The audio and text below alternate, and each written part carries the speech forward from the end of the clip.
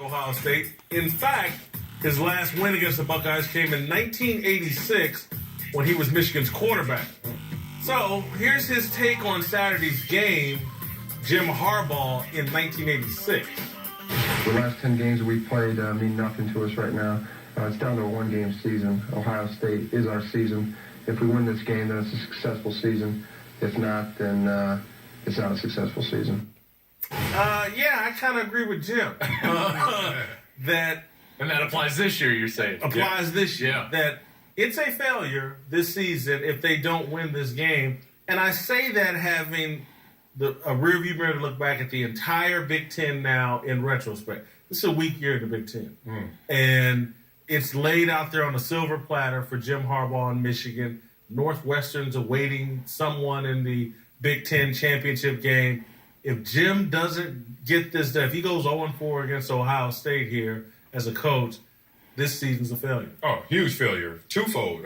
One is because you haven't beaten them at the shoe since 2000. You lost 13 or 14 to this same Ohio State team. But second of all, your national championship hopes go out the window. If you lose this game right here, there's no way I can see them recovering to get back into the Final Four and be potentially being a national champion. So this season, if you look at it, how do they say the best bettors are in Vegas, the best people who are on the tables are? You know when to bet. You know when to go all in.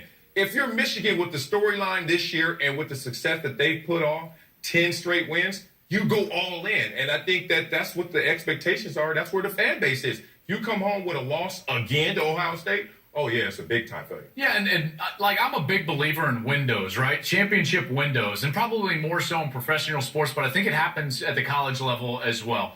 You have those years when you know we've got the experience, we've got the guys that are all going to be leaving for the draft and off of that defense. We've got the coach. We've got a good quarterback. We've got a run game. The offensive line has not missed a start, all five of them up front.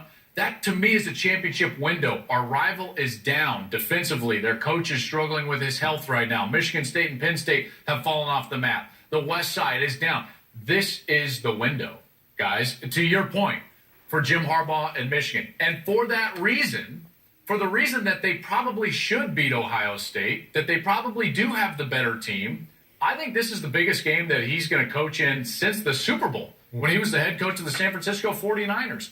He has to win this game, and here's why. If you don't win it this time, when do you win it? Exactly.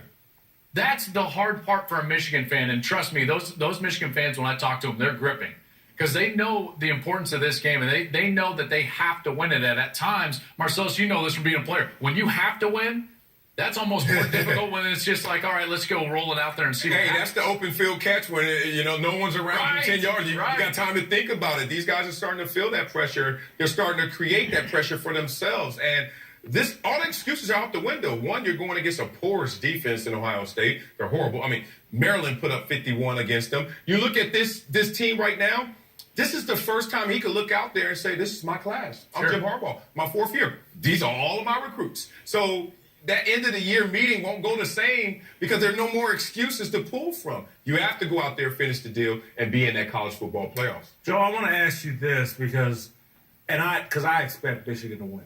I expect them to win by 10 points, maybe 13, 14. But I'm concerned and I'm worried when they get into the playoffs because the Big Ten is so weak. I'm wondering if we're overvaluing Michigan. Can they compete against Alabama, Clemson, Georgia, the elite teams, and the Notre Dame, the elite teams in the South? Yeah, I mean, that's a good question. I think that the same question could be posed to Clemson because of the weakness of the ACC. I think that the ACC is actually weaker on a whole. Can't do it. It's not the same, though. We've seen Clemson in the playoffs. That's true because they've proven it at the top level over the last few years. And I get your sentiment. I would pull the ripcord on that. Rather than look forward for Michigan, I would just look towards Saturday. And here's the reason.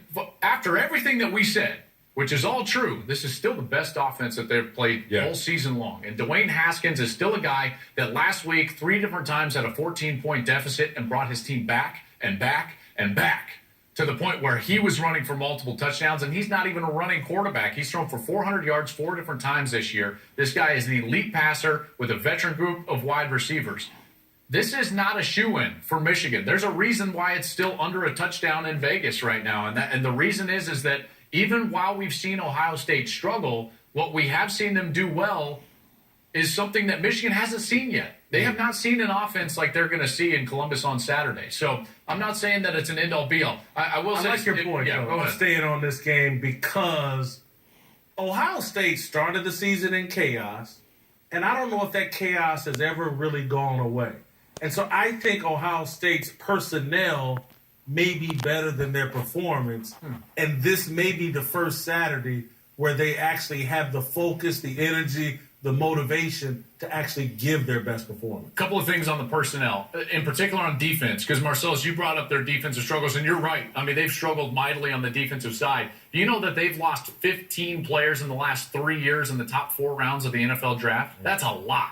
Now, I think that Alabama has ruined our expectations about how teams just can reload and reload and reload, because that's a lot of players. You also remove Nick Bosa from that. That's 16 players that are top 4-round players over the last 3 years. I don't think Ohio State's personnel is actually what we think it should be. Everyone says, like, oh, they're talented, they're talented. Their linebackers are not very good. They're out of position a lot. They're young in the secondary, in particular at safety. That's where you see a lot of missed tackles and missed coverages.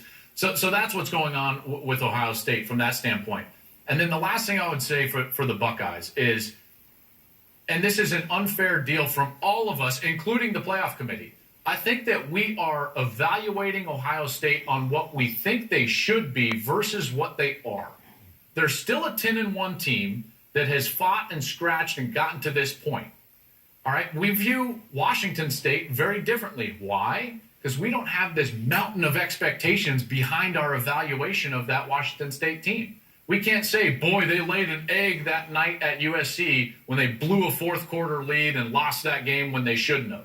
No, we say, man, isn't it great with Gardner Minshew and that mustache? So Ohio State right now is in some degree a victim of their past success. And that's how we evaluate them moving forward. But this team is not in that same mold, which is why I give you that NFL draft stat and just talk a little bit about their personnel. All right, to one of the hottest coaching rumors out there, it's no